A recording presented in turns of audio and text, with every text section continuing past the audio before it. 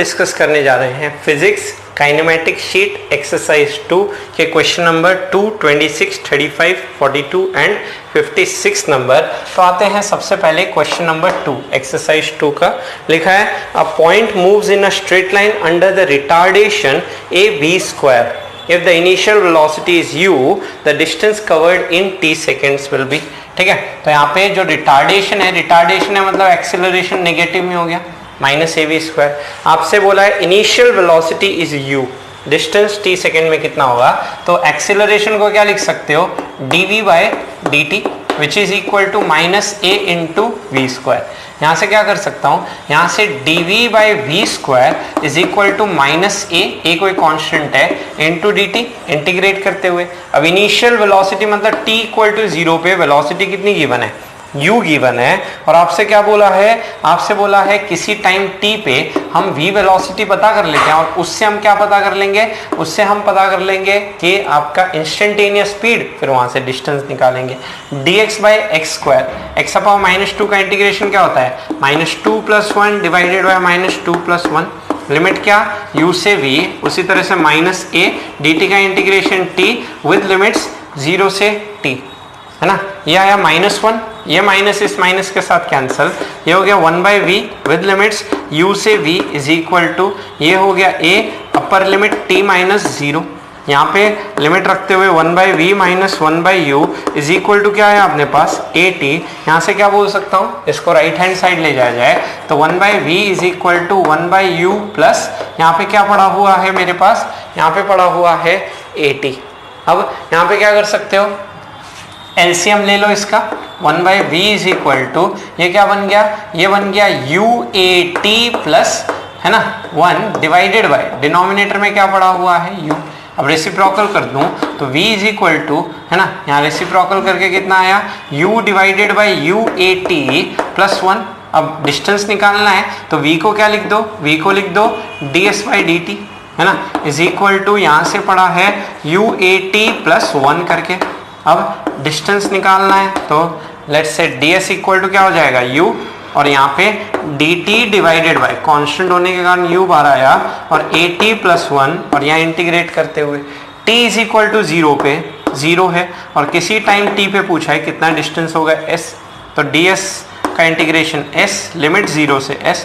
उसी तरह से dx बाय x होता तो क्या होता ln x होता, तो ln of x uat plus क्या लिख देता 1 और डिवाइडेड बाय, यहाँ चेन रूल में क्या होता है t का कोफिशिएंट u और a से डिवाइड कर दो और लिमिट क्या लिख दो 0 से t।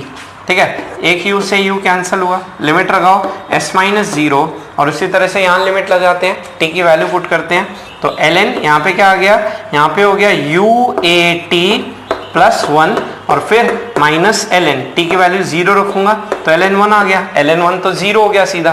तो s इज इक्वल टू मेरा कितना निकल के आया, s इक्वल टू आया हमारे पास बाहर में 1/a पड़ा हुआ है, तो ये रिलेशन हो गया s equal to 1/a ln of, क्या लिख सकता हूँ, ये बन गया uat, है ना, uat प्लस 1 और ln 1 तो 0 हो गया।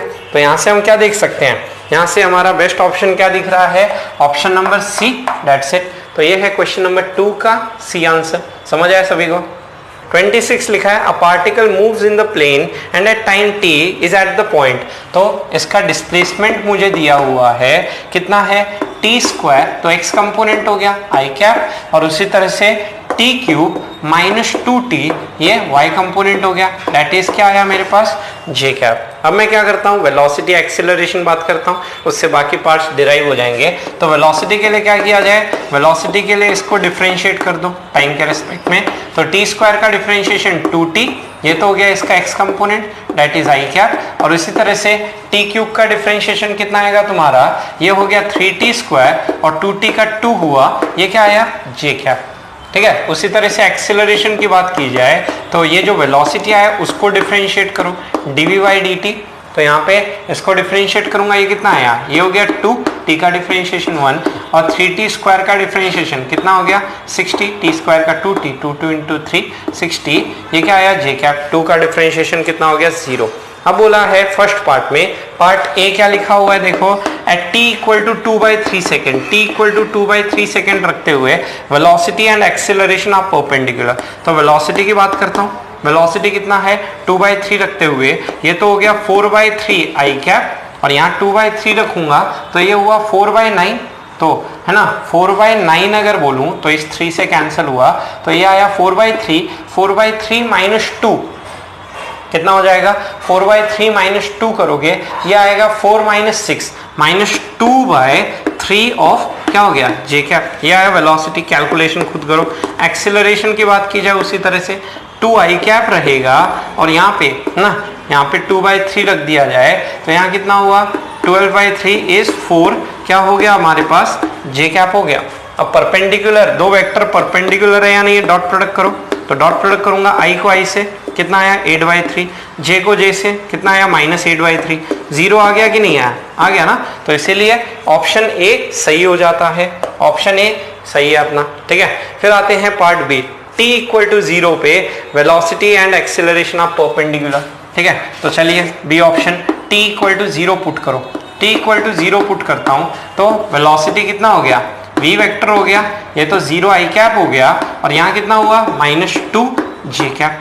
और उसी तरह से एक्सेलरेशन की बात की जाए, ये हो गया 2 आई कैप और ये हो गया 0 जे कैप, ठीक है। तो यहाँ से क्या बोल सकता हूँ, परपेंडिकुलर है या नहीं है, डॉट प्रोडक्ट करो, v डॉट ए, ये हो गया 0, ये हो गया 0, तो 0 आया, तो दोनों क्या हो गए एक दूसरे के परपेंडिकुलर हो गए, है ना। तो देयरफॉर ऑप्शन बी भी हमारा क्या हो गया सही हो गया, ए बी सही हो गया। अब बात हो रहा है at t equal to √2/3 particle is moving parallel to x axis, है ना। अब आप चेक करना चाहते हो t इक्वल टू √2/3 सेकेंड पे, तो पैरेलल टू x एक्सिस है या नहीं, उसके लिए उसका क्या निकालो वेलोसिटी, वेलोसिटी का बस आई कैप कंपोनेंट आया, मतलब वो पैरेलल टू x एक्सिस होगा। √2/3 रखते हुए दिस इज 2√2/3 का आई कैप प्लस, यहाँ पे क्या बोल सकता हूँ, यहाँ पे √2/3 रखता हूँ तो ये क्या हो गया स्क्वायर होते हुए यहाँ पे 2/3 आएगा, यहाँ से 3 से 3 कैंसिल, 2 - 2 का क्या हो गया जे कैप, मतलब वेलोसिटी का बस कौन सा कंपोनेंट है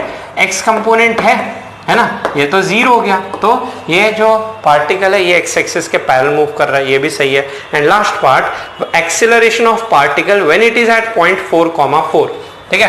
तो हम क्या बोल सकते हैं 4,4 पे ये कहाँ पे होगा, किस टाइम पे होगा, मैं बोल सकता हूँ at t is equal to 2 second, 2 रखोगे तो 2 का स्क्वायर 4 हो गया, और यहाँ पे 2 रखो 8 - 4, ये भी 4 हो गया। 2 सेकेंड पे पूछा है एक्सेलरेशन कितना होगा, यहाँ रख दो, तो 2 सेकेंड पे एक्सेलरेशन कितना होगा, तो ये आया मेरे पास 2 आई कैप, और यहाँ पे 2 रख दिया जाए तो ये कितना हो गया 12 जे कैप, ठीक है। तो 2 रखते हूँ तो 12 जे कैप, जबकि यहाँ 24 लिखा हुआ है तो ऑप्शन डी नहीं होगा, इसलिए इसका आंसर क्या हो गया, इसका आंसर हो गया ऑप्शन नंबर ए बी सी।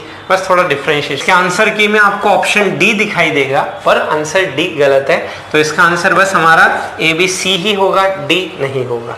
यहाँ तक स्क्रीनशॉट ले लो, समझ आया। 35 पे बात करनी, थोड़ा थ्योरेटिकल क्वेश्चन है। पहला पार्ट क्या लिखा है, करेक्ट चॉइस हमें पता करना है। पहला पार्ट है average speed in a given time is never less than magnitude of average velocity.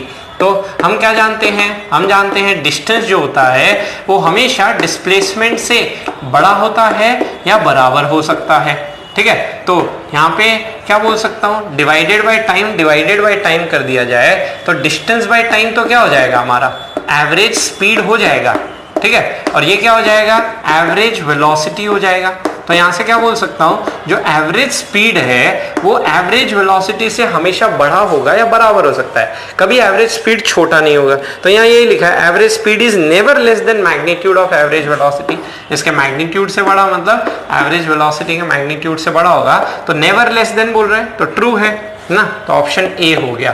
फिर आया जाए ऑप्शन बी पे, it is possible to have a situation in which du by dt मतलब एक्सीलरेशन ना, इसका जो मैग्नीट्यूड है वो हमारा क्या हो नॉन जीरो हो, पर जो स्पीड का रेट ऑफ चेंज है ना that is d by dt of magnitude of velocity वो कितना हो जाए 0। मतलब हम क्या कह सकते हैं, जो स्पीड है वो मेरा क्या हो जाए कांस्टेंट, है ना।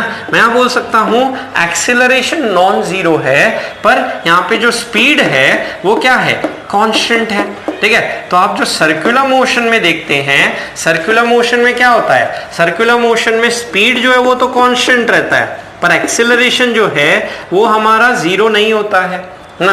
उस केस में क्या है, एक सेंट्रीपिटल एक्सेलरेशन हमेशा रहता है टुवर्ड्स द सेंटर, तो देयरफॉर एक्सेलरेशन नॉन जीरो पर स्पीड कांस्टेंट, तो बी आंसर भी सही हो गया। नेक्स्ट है average velocity of a particle is zero in a time interval, it is possible that instantaneous velocity is never zero in that interval. फिर से circular motion आता हूं, तो सर्कुलर मोशन में क्या बोल सकता हूं, एक पूरा चक्कर करने पे टोटल डिस्प्लेसमेंट कितना हो गया, जीरो हो गया, ठीक है। पर क्या किसी इंस्टेंट पे यहाँ पे आपका एवरेज वेलोसिटी तो कितना हो गया, एवरेज वेलोसिटी हमारा जीरो हो गया, पर कोई भी इंस्टेंटेनियस वेलोसिटी जीरो हुआ क्या, नहीं, हमेशा इंस्टेंटेनियस वेलोसिटी अपना कितना बना हुआ है, 10 मीटर पर सेकेंड बना हुआ है। तो यहाँ पे बोल सकते हैं कि है ना, possible that instantaneous velocity is never zero in that interval but average velocity is zero in a time interval, क्योंकि डिस्प्लेसमेंट जीरो हो गया। ऑप्शन सही हो गया सी बी। फिर आते हैं average velocity of a particle moving on a straight line. ऊपर कोई स्ट्रेट लाइन नहीं बोला, तो ऊपर हमने एक स्पेशल केस मान लिया है ना, आपका कैसा, लेट्स से सर्कुलर मोशन। अब बोल रहा है average velocity of a particle moving on a straight line is zero in a time interval, मतलब एक स्ट्रेट लाइन में जीरो हो गया एवरेज वेलोसिटी, मतलब टोटल डिस्प्लेसमेंट जीरो हो गया, मतलब पहले आगे गया था, अब क्या हुआ, पीछे आया होगा, ठीक है। तो लिखा है it is possible that instantaneous velocity is never zero in the time interval. ऐसा नहीं हो सकता, क्योंकि ये आगे जा रहा है और आगे जाके पीछे आने का मतलब यहाँ पे क्या हो रहा है, infinite acceleration is not allowed, मतलब एक साथ चेंज नहीं कर सकता। तो धीरे धीरे क्या हो रहा होगा यहाँ पे, है ना, वेलोसिटी घट रही होगी और कोई एक इंस्टेंट आएगा यहाँ के 2 मीटर पर सेकेंड, और फिर यहाँ के ये क्या हो गया, इस इंस्टेंट पे वेलोसिटी जीरो हो गई, उसके बाद ये पीछे आना शुरू किया होगा ना, तभी तो जाके यहाँ पे क्या हुआ होगा आपका, लेट्स से इंस्टेंटेनियस वेलोसिटी इस मोमेंट पे जीरो हो गई होगी। स्ट्रेट लाइन में इंस्टेंटेनियस वेलोसिटी एक बार जीरो जरूर होगी जब वो अपना डायरेक्शन रिवर्ट करेगा, देयरफॉर ऑप्शन डी हमारा नहीं हो सकता। तो इसका आंसर क्या हो जाता है, 35 का आंसर हो जाता है आपका option number A B C. समझ आया सब। क्वेश्चन 42 पे बात करने, 42 में लिखा है एक प्रोजेक्टाइल, ठीक है, तो उस प्रोजेक्टाइल का T time period, R range और एच हॉरिजॉन्टल, है ना, मैक्सिमम हाइट करके। टाइम पीरियड का फॉर्मूला होता है 2u sin theta divided by g. दूसरा चीज क्या बोल सकता हूँ, रेंज का फॉर्मूला हमने पढ़ा है is equal to u square sine 2 theta divided by g, और मैक्सिमम हाइट का formula is u square sine square theta divided by 2g। तो किसी टाइम t पे ये जो पार्टिकल है इसका कोऑर्डिनेट x, y, तो क्या लिख सकते हैं, है ना, y के लिए, है ना, y डिस्प्लेसमेंट के लिए, क्योंकि ऑप्शन में देख रहा हूँ सभी y का बात हो रहा है यहाँ पे, तो s is equal to u t, तो है ना y डायरेक्शन में velocity u sine theta t, फिर माइनस हाफ g इंटू क्या लिखती होगी, टी स्क्वायर। अब यहाँ पे क्या दिख रहा है, t तो कॉमन दिख रहा है। अब चारों ऑप्शन में हमें क्या दिख रहा है, पहले तो t कॉमन निकाल लो, ये बन के आया u साइन थीटा माइनस आपका जी टी डिवाइडेड बाय आया 2। अब चारों ऑप्शन में देखोगे आपको दिखेगा 4h, तो क्या करो 4h न्यूमरेटर में मल्टीप्लाई करो और 4h को डिनोमिनेटर में यहाँ पे क्या कर दो, डिवाइड कर दो, ठीक है। चारों ऑप्शन के हिसाब से हम काम कर रहे हैं, और h का वैल्यू कितना है, u square sine square theta by 2g, उसको यहाँ रख दो, तो ये y की वैल्यू आई is equal to 4ht into यहाँ पे है u sine theta divided by 4, h की जगह क्या लिख दिया जाए, u square sine square theta, और ऊपर आया 2g माइनस, वैसे यहाँ पे क्या लिख सकता हूँ, जी टी डिवाइडेड बाय, नीचे हो गया 4 इंटू 2 इज 8, ठीक है, और h की जगह लिख दिया जाए u square sine square theta divided bye, क्या आएगा हमारे पास 2g करके आएगा। अब क्या देख सकते हैं, एक u साइन थीटा से एक u साइन थीटा कैंसिल हो गया, ठीक है, तो ये पार्ट आ गया y is equal to 4ht, और यहाँ पे क्या है 2g divided by 4u sine theta, इसको क्या लिख सकता हूँ, g डिवाइडेड बाय 2, 4 को कैंसिल करेगा 2 बचेगा, 2u साइन थीटा माइनस। उसी तरह से यहाँ क्या कर सकते हो, यहाँ पे आपका 2 इस 8 से 4 बन जाएगा 4u square sine square theta ना, तो उसको क्या लिख सकता हूँ, 2u साइन थीटा का क्या लिखा हुआ है होल स्क्वायर, और ऊपर क्या लिखा हुआ है, ऊपर g स्क्वायर, और यहाँ पे पड़ा है मेरे पास t करके, अब ये 2u sin थीटा बाई जी का उल्टा ही तो है, तो ये क्या है, ये 1/t है। और वैसे ही है ना आपका 1 बाय क्या लिखा हुआ है, टी स्क्वायर लिखा हुआ है, ठीक है। ये क्या पड़ा हुआ है, 4h इंटू टी, ठीक है। अब यहाँ पे ऑप्शन के हिसाब से हम बात कर रहे हैं, तो सबसे पहले ए ऑप्शन अगर दिखाऊं, यहाँ पे टी कॉमन निकाल लो, तो टी कॉमन आ गया, तो 4h इंटू ये बन के आया टी डिवाइडेड बाई टी, फिर है ना यहाँ से t कॉमन होने के बाद ये बन गया 1 माइनस एक t तो चला गया, यहाँ पड़ा है t बाई टी, तो यहाँ से कौन सा ऑप्शन दिख रहा है, ऑप्शन ए तो आ गया, 42 का ऑप्शन ए आ गया। देख सकते हैं ये जो रेंज है जो आप लिखते हो, रेंज को आप क्या लिख सकते हो, रेंज को आप लिखते हो is equal to u cos theta, इसका जो x कंपोनेंट है, इनटू इसने जो टोटल टाइम पीरियड t में डिस्टेंस कवर किया है, और उसी तरह से जो इसने x डायरेक्शन में t टाइम में डिस्टेंस कवर किया होगा उसको क्या लिख सकता हूं, is equal to u cos theta into t, क्योंकि हाफ ए टी स्क्वायर वाला पार्ट 0 हो गया। अब मुझे यहाँ पे क्या बात करनी है, t बाई टी, ठीक है, सी और डी ऑप्शन में से देखना है, तो दोनों को डिवाइड कर दो, तो यहाँ से क्या आया, r by x is equal to t by t, पर मुझे क्या चाहिए, मुझे चाहिए यहाँ पे small t divided by capital T, जो क्या है x अपॉन r। तो यही जो आंसर आया इसी का एक और फॉर्म हमारा बन जाएगा y is equal to 4h, ठीक है, 4h, और t बाई टी की जगह क्या लिखा जा सकता है आपका x बाय r। ऑप्शन देखते हुए हमने डिसाइड किया कि अब x बाय r के टर्म में ये रिलेशन कितना आएगा, ये हो गया 1 minus t divided by T. तो ऑप्शन नंबर सी और डी में से देखा जाए कौन सा ऑप्शन सही है, और इसी t बाई टी को भी क्या लिख दो ना, इस t बाई टी को भी आप लिख दो x डिवाइडेड बाई r, तो ऑप्शन नंबर क्या सही हो गया हमारे पास, ऑप्शन नंबर सी सही हो गया। तो ये है 42 का सॉल्यूशन। समझ आते हैं 56 लास्ट क्वेश्चन, लिखा है a particle moves with deceleration along the circle of radius r, ठीक है, एक सर्कल में मूव कर रहा है रेडियस r का, और डिसेलरेट हो रहा है मतलब जो इसका मैग्नीट्यूड है वेलोसिटी का ड्यूरिंग द सर्कुलर मोशन क्या हो रहा है, घट रहा है, 10 से 8 हो गया, 8 से 6 हो गया, इस तरह से, ठीक है। So that at any moment of time it's tangential acceleration and normal acceleration, जो टेंजेंशियल एक्सेलरेशन का मैग्नीट्यूड और नॉर्मल सेंट्रीपिटल एक्सेलरेशन का magnitude are equal. At initial moment t equal to 0, speed of particle equals v naught, then speed of particle as function of distance covered कितना होगा।